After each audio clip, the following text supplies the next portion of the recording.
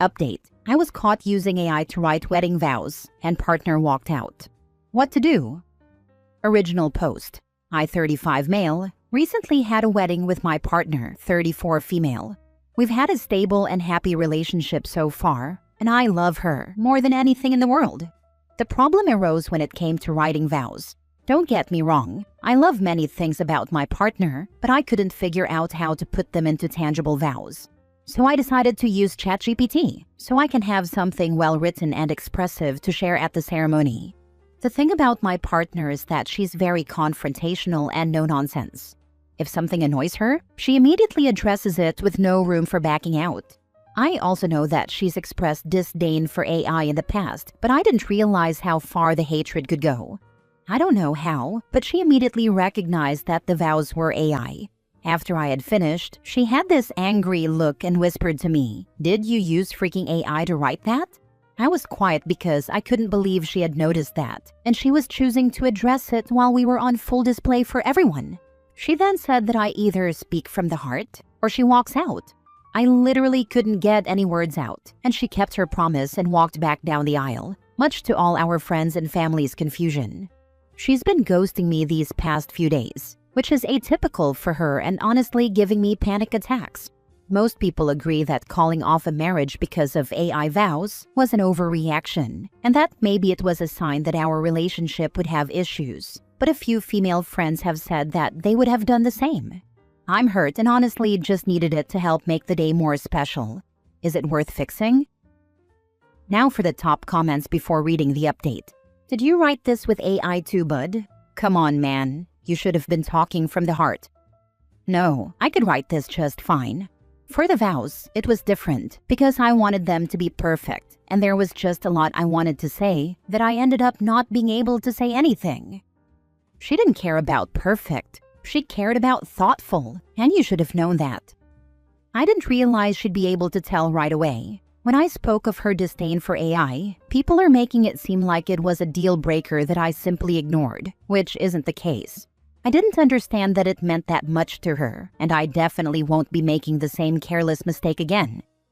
Expressive and AI don't go together. She was able to figure out it was AI because AI doesn't have the same tone as you. You outsourced how much you care about your partner to a machine, and you're upset she didn't like the idea. I want to say this is fake, but one glance at LinkedIn proves how using AI rots the brain and makes you incapable of critical thinking. He outsourced expressing how much he cares about his partner to a machine she has already told him she disdains. During an event and in a moment that is entirely about expressing his genuine feelings about her. I agree, I would like to believe it's fake, but I've seen the same thing. Someone tried to make ChatGPT flirt with me in essay form for fun and gave details about me for the AI to work on, but it was still very unnatural sounding. I cannot imagine how soulless the generated wedding vow is. You're hurt? You got a computer to do your homework for you, instead of telling your wife what you love about her. When asked to tell her yourself, you said nothing? But sure, you're the victim here. It shouldn't exactly be homework to say why you think your no longer future wife is great. My husband is awful at using his words. He is really good with acts of service, physical touch, quality time. But even with being really awful at using his words, one Christmas he gave me a book with all these things he loves about me. Filled with so many little things. It even had an inscription that said he's sorry he's not better with his words, but he hopes in times when he's not, this book can help. And he follows through with trying to better.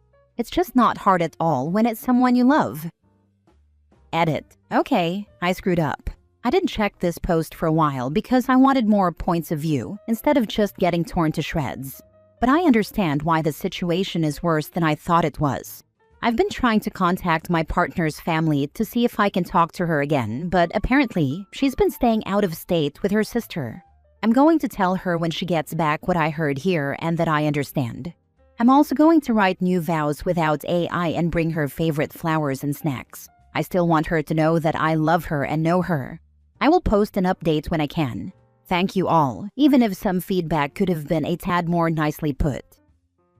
Now for the full update 2 months later. I honestly wasn't planning to do an update after all, because of how humiliating this entire situation has been. I didn't want to give more of a reason for people to rip me apart, but now that my story is posted on a popular YouTube channel, there probably won't be much of an escape route for me. There's no doubt people we know will find it now, so I wanted to give the short update everyone has been itching to get. I did what I said previously and told her about the Reddit post and how the replies gave me her perspective and that I was sorry.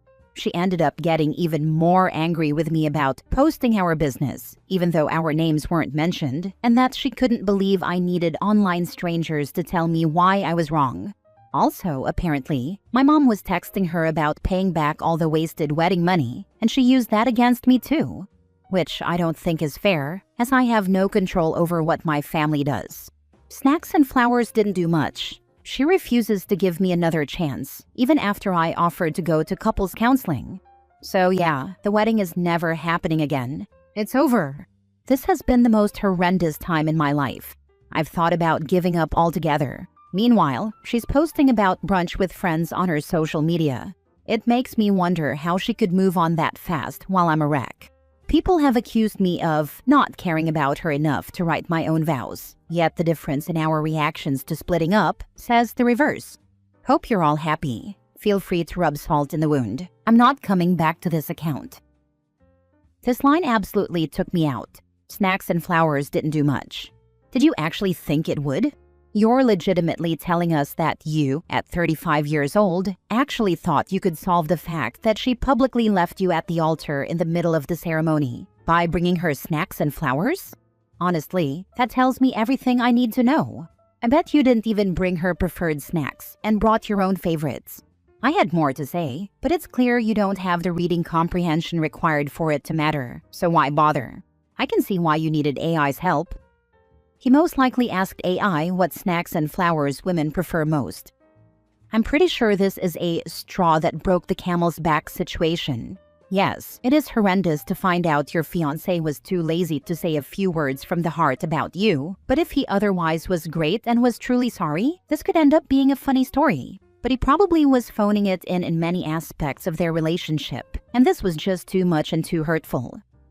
I don't think there's a set of vows that I know of worse than the keep my belly full and balls empty vows in front of their young daughters, but this is a close second. You can search Florida groom goes viral for controversial wedding vows for the video on YouTube. Next story. A 31 female just had a major surgery and my boyfriend, 36 male, hasn't reached out to see if I'm okay or attempted to see me. Plus update. On Tuesday morning, I had my gallbladder removed. I've been with my boyfriend for 9 months now. We both live with our parents at the moment for financial reasons.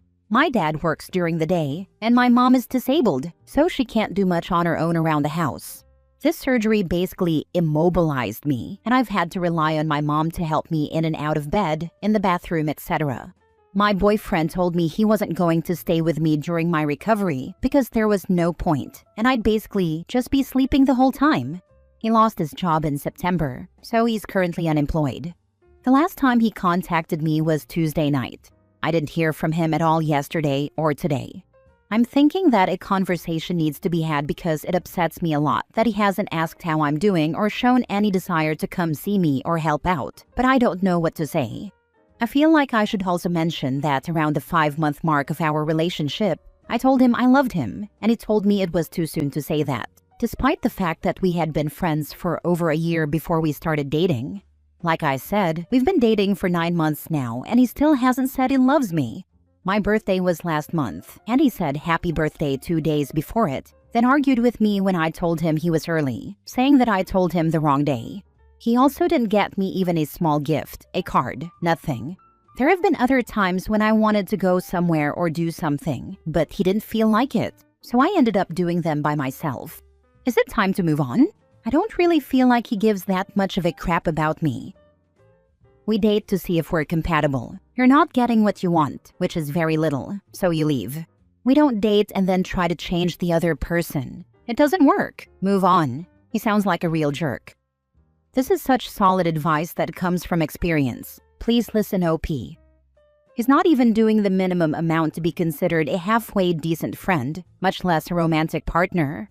Are you sure you're actually dating? I'm not trying to sound like an a-hole at all. This just sounds like y'all aren't even remotely on the same page. He literally told you he would not waste his time helping you because it was pointless. He's showing you how much he does not value you as a person, much less a lover. This man will never say I love you because he doesn't even like you. Apparently not even as a friend. When someone shows you who they are, listen. I don't think he's your boyfriend. She's worried he hasn't said I love you yet. I'm like, girl, this man doesn't even like you, let alone love you. OP, it's time to move on. I'm pretty sure I'm more concerned about her than her boyfriend is. OP, I hope you're healing well. Yes, it's time to move on. He has shown you that he doesn't care about your well-being. He knows you need help due to your mobility issues, and his concern is he'd be bored if you're sleeping, leaving your disabled mom to help you. There really is no conversation to be had. I'd just tell him, you have proven to me that I am not a priority to you and you don't care about my overall well-being. We don't need to see each other anymore. Leave it at that. Don't let him manipulate you into staying. Now for the update. I was not expecting so many responses. Thank you all for your well wishes. I'm having a smooth recovery so far. As for my relationship, he did end up calling me late last night. He said he figured he'd check in. When I asked him why it took so long for him to reach out, he said he didn't want to bother me if I was resting. I know that's just a lame excuse, and I honestly didn't have the energy to argue with him at the time. For now, I'm just going to leave it alone and ignore him until I get some of my strength back, but once I'm feeling better, I'll end things. I do deserve someone who is more attentive and caring. I appreciate all the support and encouragement. I'll come back for another update once I break things off. Last story. My fiancé is a homicide detective, and I'm starting to feel like he treats me more like a suspect than a partner. My fiancé, 37 male, and I, 35 female, have been together for almost 4 years. He's a homicide detective. My friends immediately started side-eyeing me. They said, don't date a cop. It's not worth it. They're all abusive, etc. None of them have ever actually dated a cop, so I found their opinions more annoying than anything else. I just felt like they were basing their judgment on a stereotype. My mom said similar things, but she dated a cop who was former military with PTSD like 49 years ago and based everything on that. Lately, though, a few things have started to bother me. I don't know if these incidents are just happening more often or if I was willfully blind to them before. I'm just bothered by these things now. He records our arguments. I've known about that for a while. He told me it was to make sure we remember things correctly and communicate better. And I believed him at first. I didn't like it and thought it was petty and stupid. I asked him if he saved the recordings, and he said he deletes them once the argument is resolved. I've since found a folder on his computer labeled with dates and times, and they're recordings of arguments or other conversations we've had going back over a year. He notices tiny changes in my behavior and asks questions in a way that feels more like an interrogation than concern. I also recently discovered he's done background checks on some of my friends and coworkers.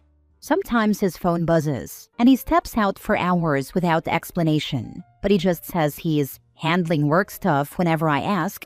He makes cryptic comments like, you know, I only trust what I can verify, or I like to know everything that might matter when it comes to things between us, not strictly talking about work. Then he laughs it off, but the words stick. It's hard to tell when he's joking and when he's serious. I love him, but sometimes I feel like he's treating me like I'm some sort of suspect. He doesn't seem to trust anyone, including me. Every little disagreement feels like it could be evidence.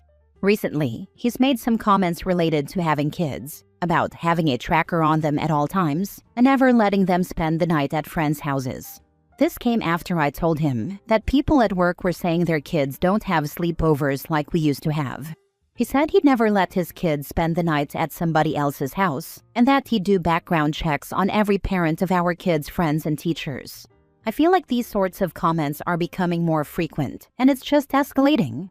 How do I handle this with him? How do I discuss this in a way that won't just turn into a dumb argument that he inevitably records for no good reason? I honestly don't know how to bring this up to him. I've considered telling him he needs therapy because he cannot continue to live life so suspicious and paranoid about everything and everyone. I'm pretty sure he'll refuse that. This is how you want to live the rest of your life? I could barely take it for the length of the post. The rest of her life makes me feel like I'm vicariously suffocating.